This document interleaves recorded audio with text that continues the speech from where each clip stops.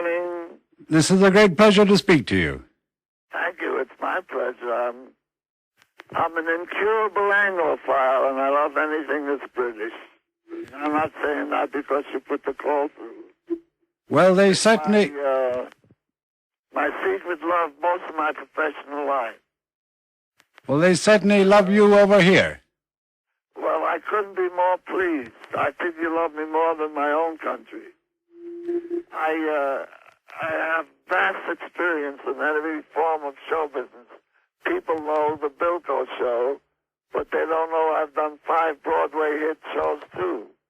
And I always drifted to an Englishman on the show, and in the early days of vaudeville, Will Hay, do you remember him? Yes, indeed. Well, he was my friend. Nervo and Knox, they were with the Crazy Gang eventually. They're old men now, if indeed they're alive. But one of the biggest crew we had on the Bilko show is we get a call one day, and we're told that, God bless her soul, Kay Kendall wanted to do a guest spot with us. But we went crazy. We had a show planned to do, which we abandoned, and we were a happy family, and it showed on the screen. And we rewrote a whole series where Kay Kendall is a British star, and I come and try to get her to do a show for our camp. And that was one of the best Bilko shows we did. And all my life, I've always said London is my favorite city, and I've never been there at the time. I just had that feeling. And one day I got tired of going to Hollywood on vacations, and I booked passage and went to London. And do you know Kenneth Tynan? Yes, indeed. Who didn't? God rest his soul. He's passed. But he was my sponsor. He turned me the top American comedian. I guess I just appealed to him. And I was at a party with him, and I asked him a few questions about London, and especially who can I call to take to the theater, preferably an actress, so we'd have something in common. And he gave me a list. I said, you're crazy, Ken. What would Kay Kendall want with me? He said, you want somebody to go to the theater with? I said, well, I'll give her a ring perhaps. But I never did. One day, she called. She was a fan of the Bilko show, and she did one of our funniest episodes. I don't know if it's played in London yet. Well, we're seeing all the Bilko series right now on the BBC. The whole lot. So I'm told, and I couldn't be more pleased. There are 2 boys who adopted me. I don't know them. I have their names in front of me. Stephen Everett and Nick Clues. They got magazines out with my picture and all the cast members and the names of the shows we've done. Well, let me tell you something, Mr. Silvers. I have them right here in the studio with me. Oh, do you?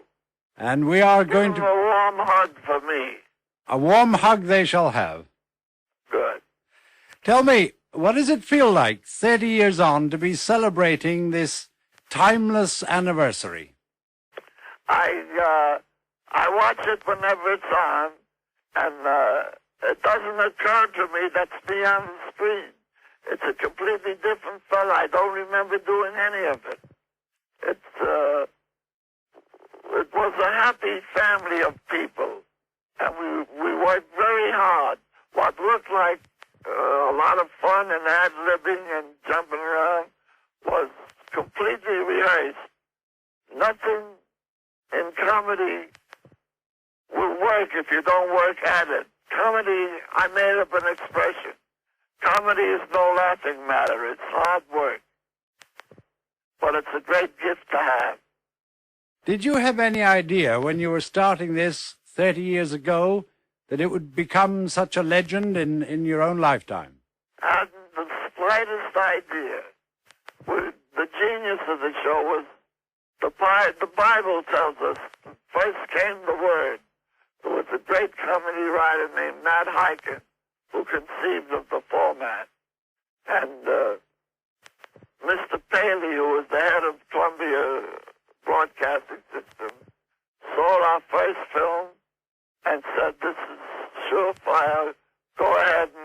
series. We made 20 shows without a sponsor. And I didn't know where we were going to be on the network. And in those days, Milton Berle, is that name familiar to you? Yes, indeed. Well, he was the king of television. Any show opposite him, he was on NBC. Any show opposite him suffered in the rating. And I was distraught when I found out they were going to put our show opposite Milton Berle on the Columbia Network. And the ratings came in, and it was a disaster. Something like 40 for Milton and 10 for us. And it continued that way for 3 weeks, and I was heartbroken. Because I knew we were a good show, and we just weren't being watched. And so I couldn't stand the pain of it. I went on a trip just to find myself. I came back in about 6 weeks, and just for the hell of it, went up to the Columbia Broadcasting offices. And I sensed an excitement as I walked through the long corridor with all those 50 or 60 women typing furiously. And there was the head of the talent in Columbia, a man named Albert Robinson, frantically trying to reach me on the phone. He said, "Oh, there you are, look at this." And he showed me the previous stage rating. And it was 40 for us, 28 for Milton. Overnight, we put them off the air. That's fantastic, isn't it? I have an analysis to that. I think it was the children in the family. They saw these faces, and it just the kids run the television in the house, and we went higher and higher. The show was canceled at its height because it was an expensive show. The average comedy show had 4 people and some outside guests. We started with 22, which is what a platoon was. Tell me, Mr. Silvers, do you get much fan mail from Britain nowadays? Tons of it. Do you enjoy that? I'm stunned by it. It's so affectionate and such a high compliment. I get most of it, strangely enough, from Ireland. Really? And Scotland. But I guess most of it is from London. Well, you'll have a lot of fans listening to you all over Britain, from Scotland, Ireland, Wales, and England. And in the studio here at Pebble Mill at 1, there are a group of members of your fan club celebrating Sergeant Bilko. Do you have a message for them and for your fans throughout Britain? It is my firm wish that I continue to have, or rather I continue to deserve their support and their love. I couldn't be more pleased. As I told you at the beginning of this conversation, I am an incurable Anglophile. It starts when I was a little boy, when Will Hayes came through, and Kenneth Tynan became my friend, and Dickie Henderson. And then I was the only American used in the series, I forget what it's called, but the name of my picture in England was Follow That Camel. It's a series that's been running for years in London. I can't think of the comedian's name. Ken Williams?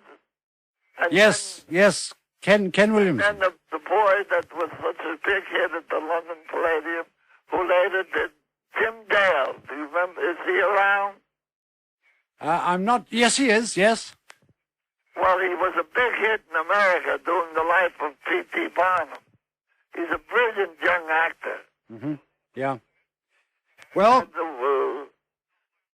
Sir Louis Sterling, who I didn't know, but he was an old man then, so I guess he's passed away. But he used to have Sunday nights at his home, and he'd gather a group of celebrities from all walks of life. The head admiral, the biggest fight promoter, the leading boxer. And I knew them all because I knew everything that was English. I was very interested in it. And the fellow assigned to me from the BBC to show me around London kept avoiding me when I said I want to see a cricket match. I hear they're playing at a place called Lord's. He kept ignoring me, and I know now why. Because the average American thinks it's a very dull game. I think some Englishmen think it's dull too, but I'm a sports fan, and I wanted to see it. And I told him one day, we're going to go to Lord's. England is playing India, and if you don't take me, I'll go by myself. And so we went to Lord's, and we walked up the ramp, and it was quiet. I said, isn't this a big match? He says, it's the biggest match of the year.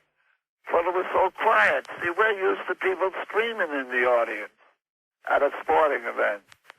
And then I was privileged to sit in the Lord Tavern section where there were sat 90-year-old men who cricket is a religion to them. And the fellow with me explained me the rudiments of the game, and I'm a sports fan, and in 10 minutes I knew all about cricket. And then the broadcaster who was sitting behind us in an opening booth came down and sat and joined us, and he had an anti-American chip on his shoulder. You could see it a mile away. He came and sat down and said, what do you think about dull old game? I said, the only thing dull is you. Well, what do you mean? I said, is this an important match? He said, yes, the most important of the year. I said, you're doing it like it's a tea party. Here's how an American announcer would do it. And in his ear, I said, Krishna, good God, there goes a sixer. It's over the wall. He'll throw it. And I started screaming. He says, my God, would you do that on the BBC? I said, sure. So they called the head office and got the cameras back to Lord's. You know, on Saturday they travel to soccer matches, to the water regattas. But they brought the camera back to Lord's, and he introduced me as a famous American sergeant major who will now see cricket through the eyes of an American. And I started to scream in that television box. And these 100-year-old men to which cricket is a religion looked over in great fury at this interloper. And then when they saw it was me, they said, oh, it's Bilko, he's nuts anyway. And the next day in London, I was a hero. The cab drivers all with their thumbs up was yelling, Charlie Good, we like the cricket. The first time we enjoyed cricket on the telly. I'll tell you something, Mrs. Victory in London. I'll tell you something. It's catching. They all do it now. Oh, that's good. You called yourself an Anglophile, Mrs. Silvers. You might like to know. You might like to know that from the BBC television ratings, there are at least 2 million Bilko-philes over here, and they all send you their affection and warmest good wishes. Well, this is a big moment for me. I've won every award that the American theater and the American television has to give. But this is the crowning point. This show of affection and appreciation has made my day. Thank you very much indeed, Mrs. Silvers. I enjoyed talking to you. My love to everybody concerned. Thank you. Is this goodbye? Yes, I'm now passing you back to my minder, the lady who set this up. We've finished. Oh, she does a good job, too. We've finished recording, Mrs. Silvers. Thank you very much indeed. And may I say what a tremendous pleasure it was for this particular fan to have the chance to speak to you. Well, I must say that it's my pleasure in spades. That's double. Thank you.